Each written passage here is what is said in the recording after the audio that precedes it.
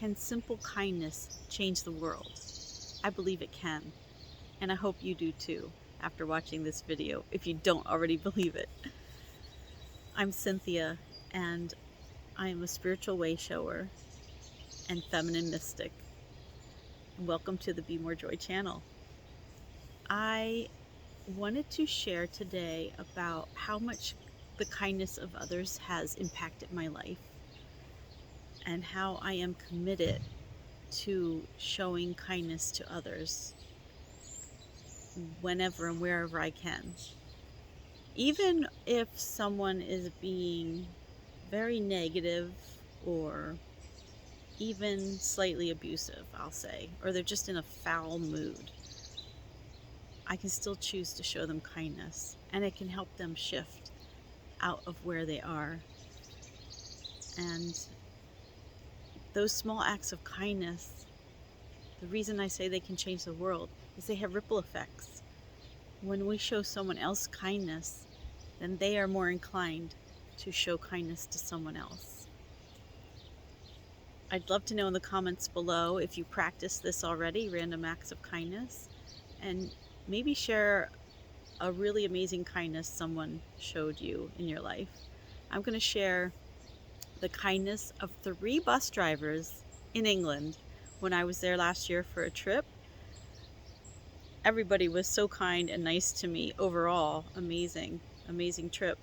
But the 3 bus drivers stood out in my mind.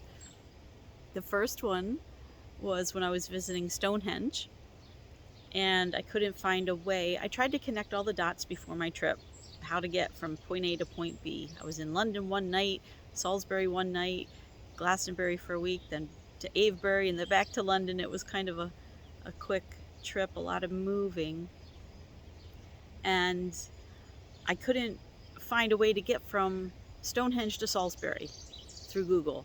I just couldn't find a bus or anything. So I just let myself be open to whatever would show up. I went with the flow, trusted the universe would guide me, and I was walking around. After visiting Stonehenge, I was over at the visitor center just walking around a bush, and I saw a bench. I thought, I'm just going to sit here for a minute, regroup. I looked up, and there was literally a sign directly right in front of me, a wooden post with an arrow on the top, and on it was engraved, "Bus to Salisbury." So I had a laugh at that, and I went up, and the bus had just arrived from Salisbury, and the bus driver got off, and I asked him about, taking it back, and he hesitated for a second, and then he said, "Well, I'm on my break right now. I'll take care of you when I get back." So I think it was actually really a tour bus that people had paid to come and take a tour and then go back. So I was just kind of an extra person getting on when I wasn't really supposed to, maybe. The incredible kindness was he did let me get on, and not only that, he asked where my Airbnb was, the address I was going to, and he said, "Oh, I know right where that is. I'll stop and let you out right there." So he did. He made an extra stop and let me out right there. And then the other 2 bus drivers were when I was going to and from Avebury Stone Circle, which is the largest stone circle in England, and I believe also in the world. It's definitely worth visiting if you're ever going out that way, or you just love seeing stone circles. Part of the town is in the stone circle. It was made in the shape of a serpent. And so Stan from Poland was my bus driver. I was staying over in Marlborough, England, and I walked to the bus stop. I got there early. Bus came, I got on, and Stan was on a 20-minute break. He was on a long break. He got there early. So we had time to chat, and apparently he wants to come see our country. He wants to come see the United States. So he knew I was going to Avebury, and he said, when we get to the sanctuary, which is the head of the serpent, he said, "I'll stop and I'll let you out for a few minutes and you can take a picture." I ended up being the only one on the bus that morning, and he did stop and let me out. So I got to start at the beginning of the stone circle, which was really nice. And the final story about the beautiful kindness of a bus driver from England was my trip home from Avebury back to my B&B in Marlborough. I got on the bus arrived. I think I barely got on it before it left. It left a minute after I got on it, so I cut it close. It had the same number on the front, the same name on the front, and a different bus driver. I got on, and I'm sitting by the window looking out, watching all the scenery go by, and I start thinking, wow, I didn't notice that on the way here, and I didn't notice that on the way here. That looks different. That looks different. The bus finally stops, and a young man walks past me to get off and looks down at me and says, "This is the last stop." And I looked at him and I said, "I'm not supposed to be in this town." And it was Calne? I don't even know how you say it. Calne. Anyway, he goes up to the bus driver right away and tells the bus driver that I am not in the right place. And the bus driver, even though he was irritated with me, he wasn't mean. He just said, "Oh, you should have told me when you got on the bus where you wanted to go, make sure you were on the right bus."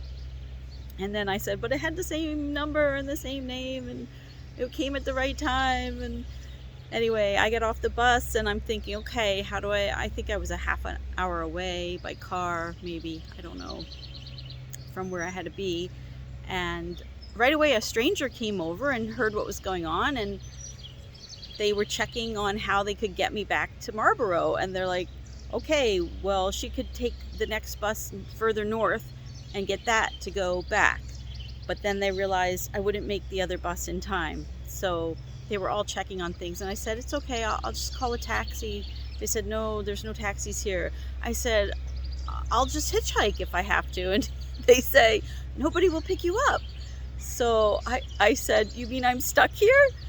And the bus driver that had gotten off had walked away for something.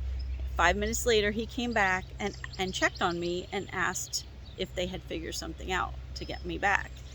And we had said no. So he decided, he said, "Just get on the bus, and after I drop off the last person, I will drive you back." So he went out of his way, I'm assuming when he was off duty, and took me all the way back to where I had to go at the edge of the town. He dropped me off at the edge of the town. I had to walk in, but it was really nice to see everything. And I thanked him. I asked him if I could give him some extra money. He said no. And I said, "You're a very kind man. Thank you so much." So those are my 3 bus driver kindness stories.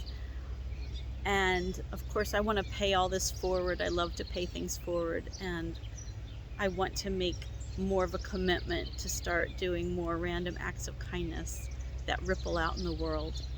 And I hope you'll join me. And I hope, like I said, you'll share in the comments below what you are doing or what you have received from others. And let's make the world a kinder, gentler place to live in. Thank you, sisters. I'll see you next time.